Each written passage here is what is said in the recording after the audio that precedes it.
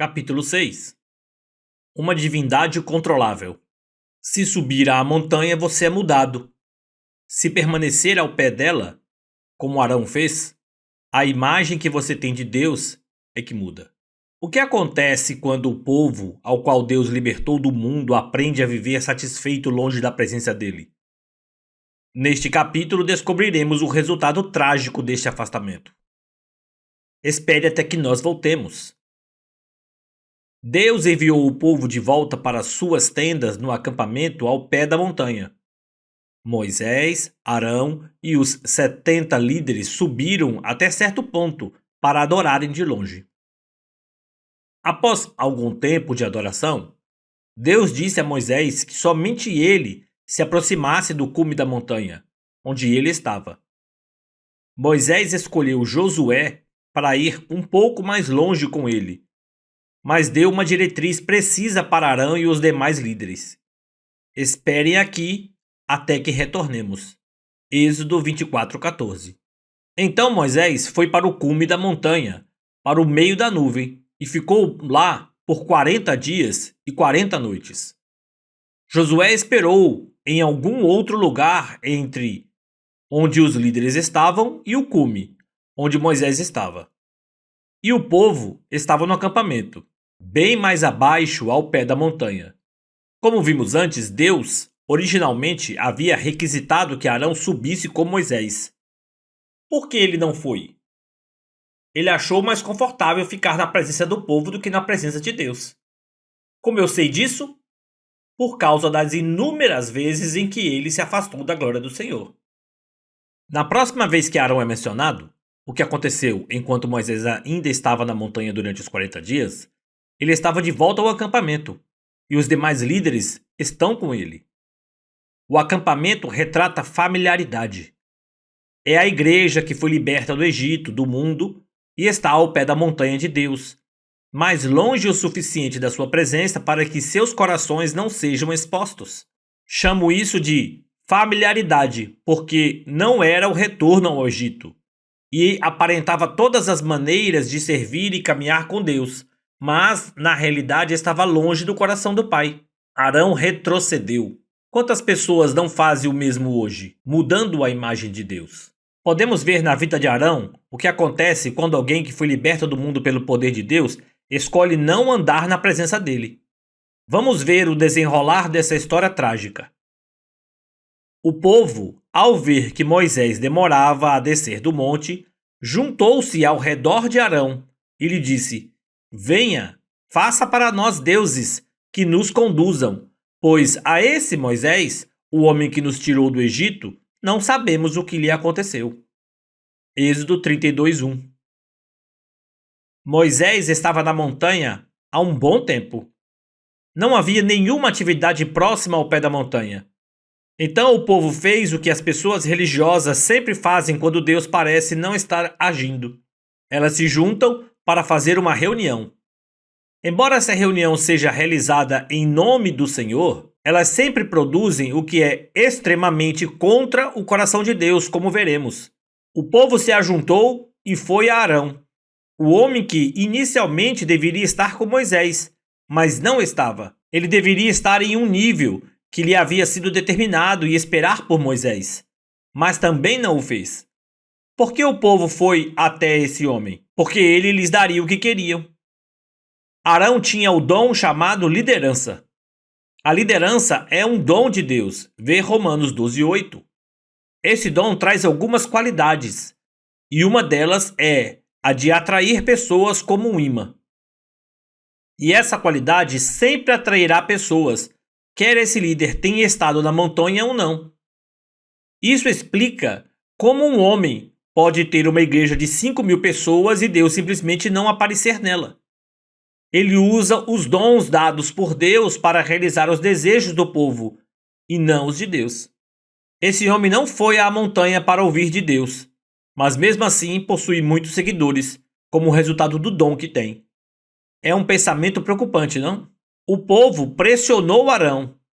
Venha, faça para nós deuses que nos conduzem, pois a esse Moisés, o homem que nos tirou do Egito, não sabemos o que lhe aconteceu.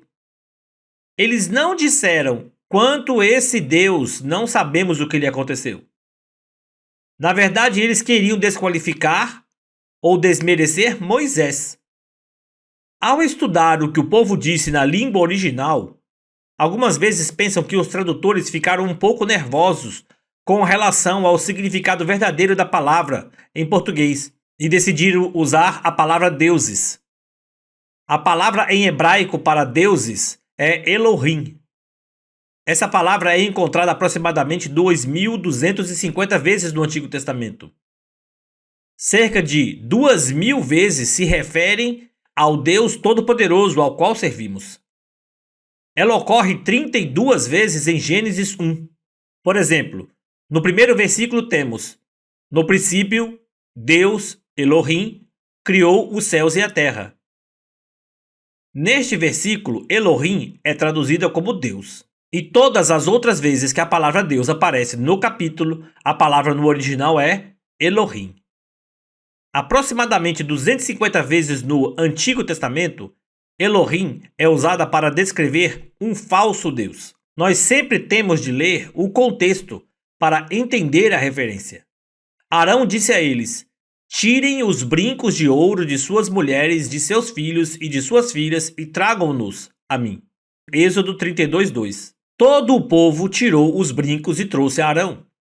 Ele os recebeu e os fundiu, transformando tudo num ídolo, que modelou com uma ferramenta própria, dando-lhe a forma de um bezerro. Êxodo 32:4. Nesse versículo, a palavra modelou é a palavra em hebraico yatsar. Ela significa moldar em formato de algo, no dicionário Strong. A partir do momento em que ele moldou o ouro em um bezerro, todo o povo se ajuntou. Eis aí o seu Deus, ó Israel, que tirou vocês do Egito. Êxodo 32:4. A palavra hebraica para Deus é novamente Elohim. Você provavelmente está começando a entender o que está acontecendo. Vendo isso, Arão edificou um altar diante do bezerro e anunciou: amanhã haverá uma festa dedicada ao Senhor. Êxodo 32:5. A palavra em hebraico para Senhor aqui é Jeová ou Yahvé. Yahvé é a palavra mais sagrada do Antigo Testamento. É o nome próprio do único e verdadeiro Deus. Ela nunca é usada para descrever ou dar nome a falsos deuses. A palavra é tão sagrada que os escribas hebreus se recusavam a escrevê-la completamente. Eles tiravam as vogais e escreviam YHWH. Essa forma de escrita é chamada de tetragrama sagrado, as 4 letras indizíveis. Era o nome não mencionado, o nome santo, guardado da profanidade da vida de Israel. Em essência, Arão e os filhos de Israel fizeram um bezerro de ouro, apontaram para ele e disseram: contemplai Yahvé, o único verdadeiro Deus que nos tirou da terra do Egito. Eles não disseram: contemplai Baal, que nos trouxe da terra do Egito, nem atribuíram a libertação deles a nenhum outro falso Deus. Eles chamaram esse bezerro pelo nome do Senhor, reduzindo sua glória ao nível de uma imagem de um bezerro dourado. Eles reconheceram que Yahvé os salvou e os libertou do Egito. Eles não negaram o poder de Deus. Eles reduziram a glória dele. Surgiu esse bezerro. Enquanto isso, Moisés estava na montanha com Deus, sem qualquer conhecimento das atividades do povo. Deus o ordenou: desça, porque o seu povo que você tirou do Egito corrompeu-se. Êxodo 32:7. A ira de Deus estava bem intensa nesse ponto. Ele os chamou de seu povo e não de meu povo. Deus disse que o povo corrompeu-se. A palavra corromper literalmente significa decair. Quando nós brincamos de igreja ao pé da montanha de Deus, iremos acabar decaindo, pois tudo que se distancia do coração dele certamente irá se deteriorar. Mais tarde, Deus disse sobre Israel: o meu povo cometeu 2 crimes. Eles me abandonaram a mim, a fonte de água viva, e cavaram as suas próprias cisternas, cisternas rachadas, que não retêm água. Jeremias 2,13. Ele é a fonte da vida. Se tentarmos nos segurar ao que ele nos deu no passado e brincarmos de igreja em um lugar que está distante do seu coração, nós iremos retroceder e nos perder. Foi por isso que Jesus enfatizou: se alguém quiser acompanhar-me, negue-se a si mesmo, tome diariamente a sua cruz e siga-me. Lucas 9,23. Nós precisamos ir até a montanha diariamente. Moisés desceu da montanha. Quando ele entrou no acampamento e viu o bezerro, sua ira se acendeu. Ele questionou Arão: o que lhe fez esse povo para que você o levasse a tão grande pecado? Êxodo 32:21. Arão se defendeu: não te enfureças, meu senhor. Tu bem sabes como esse povo é propenso para o mal. Eles me disseram: faça para nós deuses, Elohim, que nos conduzam, pois não sabemos o que aconteceu com esse Moisés, o homem que nos tirou do Egito. O que ele falou era verdade, mas ele acrescentou: então eu lhes disse: quem tiver enfeites de ouro, traga-os a mim. O povo trouxe-me o ouro e eu o joguei no fogo e surgiu um bezerro. Êxodo 32, 22 a 24. Surgiu um bezerro. Você consegue acreditar que ele disse isso? Nós lemos antes que ele trabalhou o ouro com uma ferramenta própria. Ele mentiu. Uma coisa é mentir quando Deus não está irado. Outra coisa é mentir quando a ira dele já está acesa. Eu orei sobre isso. Senhor, não que eu quisesse que ele fosse julgado, mas não entendo. Como ele conseguiu escapar com essa mentira mais lavada sem que a terra se abrisse para engoli-lo? Parece que o Senhor não fez nada a respeito. A resposta do Senhor causou um grande impacto em minha vida e fez nascer a visão para este livro. O que ele me falou abriu um entendimento totalmente novo para o que tem acontecido na igreja de hoje. Deus disse: John, Arão não subiu até o topo da montanha. Ele não me contemplou, nem habitou ali como Moisés fez. Portanto, a imagem interna que ele tinha de mim era a que foi moldada pela sociedade na qual ele cresceu. E foi isso que saiu de dentro dele. Arão havia passado todo o tempo de sua vida até aquele período, cerca de 80 anos, no Egito. Ele foi criado lá. Seus pais nasceram e morreram nesse lugar. Ele estava cercado pela cultura egípcia e o Egito tinha muitos objetos de culto. Pelo fato de não ter subido até a montanha e não ter tido comunhão com Deus, nem o ter contemplado como Moisés fez, para Arão, a imagem de Yahvé foi forjada pela sociedade na qual ele cresceu. Arão olhou para o Senhor de longe e viu os pés de Deus, mas ele não entrou na presença dele como Moisés fez. Jesus falou sobre ver o reino e entrar no reino. Ver João 3, versículos 3 a 5. Nós temos de nascer de novo, o que significa sermos libertos do mundo, para ver o reino. Mas não podemos parar por aí. Fomos chamados para entrar. Paulo disse a homens e mulheres que já eram salvos na cidade de Listra, Icônio e Antioquia: é necessário que passemos por muitas tribulações para entrarmos no reino de Deus. Atos 14, 22. Deus prepara as pessoas já salvas para o que elas terão de enfrentar para entrar no reino. Arão foi liberto do Egito, o que simboliza o nascer de novo, mas ele não conhecia Deus intimamente. Ele brincou de igreja ao pé da montanha, o que resultou em uma redução da imagem de Deus ao que ele havia absorvido da sociedade. Um Jesus diferente?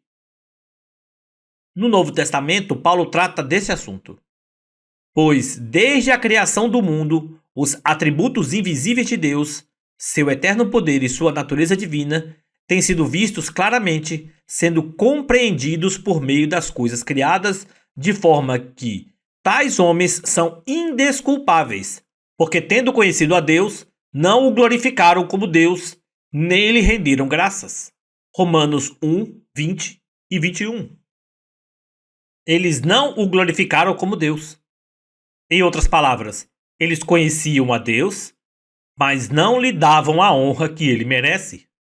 Os filhos de Israel reconheceram a libertação de Yahvé, mas não lhe deram a honra, a reverência e a glória que lhe eram devidas. Bem, as coisas não mudaram muito. Paulo continuou falando acerca das pessoas que viviam nos tempos do Antigo Testamento e mudaram a glória do Deus incorruptível em semelhança da imagem do homem corruptível, e de aves, e de quadrúpedes, e de répteis. Romanos 1, 23. A imagem gloriosa do único e verdadeiro Deus é reduzida à imagem de insetos, pássaros, animais e homens mortais. Por acaso nossa cultura ocidental adora pássaros, quadrúpedes e répteis? Certamente não. Se criássemos uma imagem de um bezerro de ouro e a colocássemos na fachada da nossa casa, as pessoas provavelmente ririam e diriam: derreta isso, faça algumas joias e venda-as. O que nossa cultura adora? A resposta é o eu, que é o homem corruptível. O povo de Israel estava cercado por uma sociedade que adorava imagens de animais e insetos. A igreja moderna está cercada por uma cultura que adora o próprio eu, ou seja, o homem corruptível. Quando Arão e o povo se retiraram da gloriosa presença de Deus, a imagem de Deus foi formada a partir do que o Egito adorava, um animal. Hoje, quando cristãos se retiram da montanha de Deus, a imagem que eles têm de Deus é formada pelo que a nossa sociedade adora, o eu ou o homem corruptível.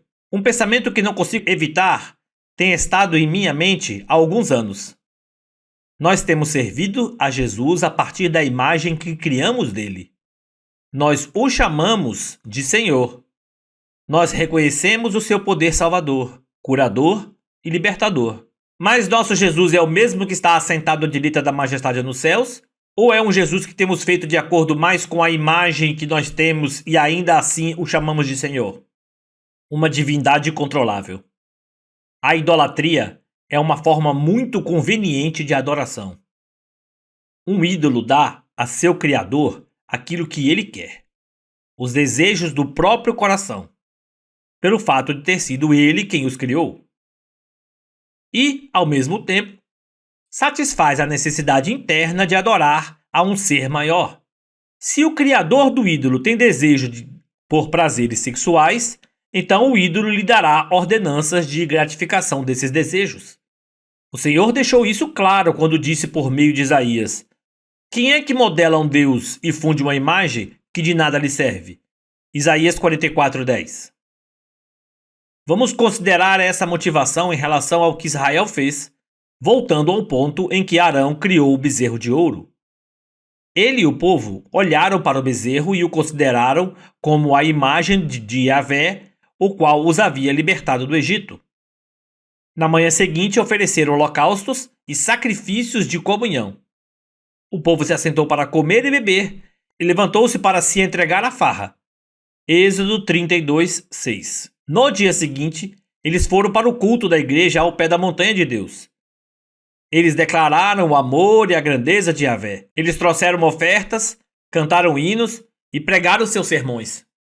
O Yahvé deles lhes deu uma mensagem que eles amaram ouvir, pois satisfazia o desejo deles. Eles se assentaram para comer e depois se levantaram para se divertir. O divertimento deles era de satisfazer os desejos da sua carne. Quando Moisés chegou até eles, eles estavam desenfreados. Ver Êxodo 32:25. Esse cenário nos dá um grande entendimento da raiz da idolatria, que é a rebelião. E a palavra de Deus afirma isso. Porque a rebelião é como iniquidade e idolatria. 1 Samuel 15:23. Tudo que os egípcios tinham de fazer era construir um bezerro e chamá-lo por algum nome, e ele lhe daria o que sabiam em seus corações ser contra os desejos do Criador. Todos os homens conhecem os desejos dele, pois Paulo diz: Deus, entretanto, mostra do céu a sua ira contra todos os homens pecadores, maldosos, que repelem a verdade. pois a verdade sobre Deus é revelada entre eles instintivamente. Deus pôs esse conhecimento em seus corações. Romanos 1, versículos 18 e 19. Para os israelitas que saíram do Egito, o conceito básico é o mesmo, mas devemos observar uma pequena modificação. Os israelitas sabiam o nome de Yahvé e já haviam sido tocados pelo seu poder. Se eles não quisessem abrir mão de seus caminhos rebeldes para tomarem os caminhos do Senhor, então uma maneira de satisfazerem tanto a sua consciência quanto os seus apetites era criar uma imagem representando Yahvé, que lhes desse o que eles desejavam. Isso foi feito muito sutilmente, sem que eles estivessem plenamente conscientes disso. Paulo advertiu a igreja de Corinto: o que receio e quero evitar é que, assim como a serpente enganou Eva com astúcia, a mente de vocês seja corrompida e se desvie da sua sincera e pura devoção a Cristo. Pois, se alguém lhes vem pregando um Jesus que não é aquele que pregamos, ou se vocês acolhem um espírito diferente do que acolheram, ou um evangelho diferente do que aceitaram, vocês o toleram com facilidade. 2 Coríntios 11, 3 e 4. Gosto de uma versão contemporânea do versículo 4. Porque vocês suportam com alegria qualquer um que chega e anuncia um Jesus diferente daquele que nós anunciamos. E aceitam um espírito e um evangelho completamente diferente do espírito de Deus e do evangelho que receberam de nós. Se nós ainda desejamos o estilo de vida do mundo, o qual é diferente do modelo de autoridade de Deus, podemos estar seguindo-o inconscientemente ao servirmos ao nosso Jesus, cuja vontade está em concordância com nossos próprios desejos. Sem percebermos, nós temos uma espécie de divindade incontrolável. Trata-se de um engano sutil, e não de uma mentira descarada. Em nosso engano, nos confortamos em dizer: Jesus é um amigo, ou Deus conhece o meu coração. É verdade que Deus entende nosso coração muito mais do que podemos entender a nós mesmos. Mas geralmente, quando fazemos esse comentário, queremos nos justificar de ações que contradizem a aliança com Ele. O fato é que isso é rebelião. Nossos lábios o honram, mas nosso temor a Ele foi aprendido de acordo com os preceitos dos homens. O Senhor diz: esse povo se aproxima de mim com a boca e me honra com os lábios, mas o seu coração está longe de mim.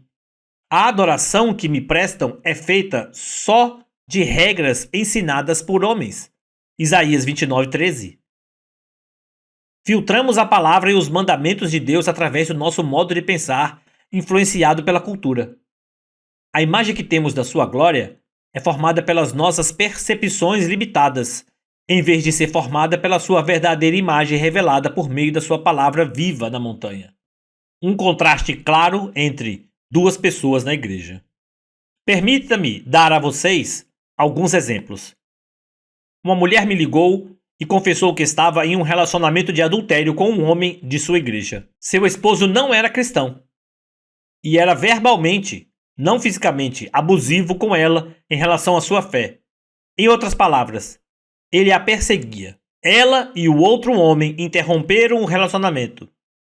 Seus amigos cristãos a aconselharam a se divorciar do esposo e se casar com esse belo homem cristão que a amava, porque Deus a chamou para a paz. Minha pergunta é: a que Jesus esses amigos dela servem? Certamente não é aquele que está assentado à direita de Deus. A imagem que tem dele foi moldada pela sociedade, porque a sociedade é inclinada ao divórcio. Muitos dos que se divorciaram não planejaram isso. Eles desejavam uma vida feliz com base em seus interesses egoístas. A aliança que fizeram com seus cônjuges é significante apenas quando não interfere em sua felicidade. A mulher perguntou minha opinião sobre sua situação. Na verdade, tudo o que ela buscava era uma permissão de um líder para concretizar a decisão que já havia tomado. Seu esposo não havia sido moralmente infiel. Eu disse a ela que Deus odeia o divórcio porque ele dilacera o espírito das pessoas e as cobre com violência. Ver Malaquias 2,16. De acordo com o Novo Testamento, o Senhor ordena que a esposa não se separe do marido. E se ela se separar, não deve se casar de novo. Ver Coríntios 7, 10 e 11. A mulher me ouviu apenas mentalmente, porque mais tarde recebi a notícia de que ela havia se divorciado do esposo e se casado com o outro homem. Ela deve estar feliz, mas o povo ao pé da montanha também estava, até Moisés descer. Por outro lado, conheci muitas mulheres tementes a Deus que continuaram casadas com homens não cristãos, porque elas tinham o coração de Deus. Elas não estavam buscando prazeres, estavam buscando servir. Muitos dos esposos acabaram sendo salvos por causa do estilo de vida temente a Deus de suas esposas. Devo acrescentar que alguns foram salvos após anos de oração de suas esposas e por elas serem um testemunho vivo diante deles. Uma situação diferente envolveu outra mulher que irradia o caráter de Deus. Após vários anos de casamento, ela descobriu que seu esposo era homossexual. Por 10 anos, ela viveu uma vida terrivelmente difícil. Ele foi preso uma vez por convidar um policial disfarçado para relações sexuais e o filho mais velho do casal recebeu a ligação informando que o pai estava na cadeia. A esposa orou constantemente por ele. Quando a caminhada parecia muito difícil, ela perguntou ao Senhor se devia se divorciar dele. O Senhor respondeu: "Você tem bons motivos para se divorciar dele. E se você escolher fazer isso, eu a abençoarei. Mas se você permanecer e lutar em oração por ele, eu o trarei de volta. E você será duplamente abençoada." Não estou dizendo que Deus sempre diria isso em uma situação moralmente infiel. Ela escolheu permanecer e lutar. Isso levou algum tempo. Seu esposo foi gloriosamente liberto e está livre há 15 anos. Agora, ele é um pastor muito compassivo e dedicado. Eu preguei na igreja deles. E devo dizer que ela é uma das mulheres mais tementes a Deus que já conheci. Qual das mulheres foi à montanha para ser transformada? Uma se divorciou do marido por acreditar que Jesus queria que ela tivesse paz, ainda que a palavra de Deus claramente mostrasse que o desejo de Deus para ela era permanecer com ele. A outra tinha fundamentos bíblicos para se divorciar, mas escolheu abrir mão dos seus direitos para lutar pela vida do seu esposo. Jesus abriu mão dos seus direitos para vir a esta terra e morrer por nós.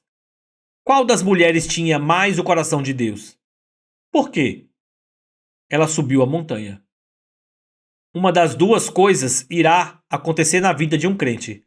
Ou ele irá se conformar à imagem de Jesus, permitindo que a palavra de Deus, falada na presença de Deus, o mude, ou ele irá conformar Jesus à imagem do que o seu coração dita. Se você for à montanha, você muda. Se permanecer ao pé da montanha, como Arão fez, a imagem de Deus em você é que muda. Quando Moisés desceu do monte após 40 dias e 40 noites com Deus, ele estava transformado e sua face brilhava. Ao descer do monte Sinai com as 2 tábuas da aliança nas mãos, Moisés não sabia que o seu rosto resplandecia por ter conversado com o Senhor. Êxodo 34, 29. A mulher que lutou por seu marido não tem consciência de sua pureza. Todas as vezes que eu falo com ela, ela revela como Deus está trabalhando em sua vida para transformá-la. Ela não sabe o quanto resplandece. O mesmo é verdade para todos os que vivem em verdadeira santidade. A Bíblia declara: os que olham para ele estão radiantes. Salmo 34, 5. Aqueles que são capazes de olhar para ele são aqueles que removeram os desejos do Egito dos seus corações. Eles têm somente um desejo: conhecer o Senhor da glória. Agora então precisamos olhar para nós mesmos e nos perguntar: o Jesus que nós servimos é aquele que está assentado à direita da majestade, ou é um Jesus diferente que foi moldado de acordo com os desejos da sociedade na qual vivemos?